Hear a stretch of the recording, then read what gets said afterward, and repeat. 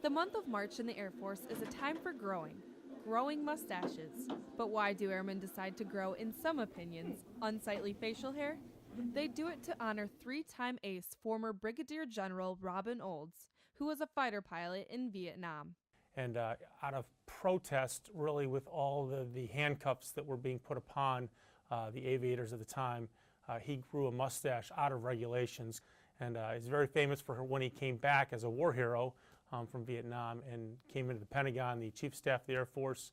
First thing he said to him is pointed a finger at him and said, you know, cut that thing off. So we grow our mustaches in March, really in honor of his legacy that he left behind.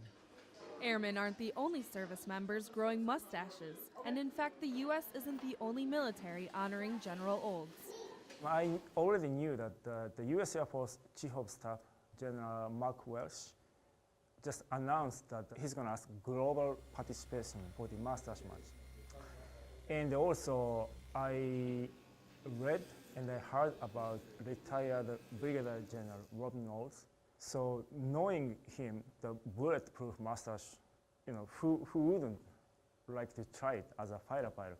Over the years, what the mustache in March represents has changed from an act of rebellion to an act of unity. I especially like the fact that people do it not for the defiance, maybe for some people, but you know, just for the fun or unit cohesion. I think that's awesome. Although the end of March signals an end to most mustaches in the Air Force, it also represents a refreshed camaraderie military-wide. Airman First Class Laurel Richards, Misawa Air Base, Japan.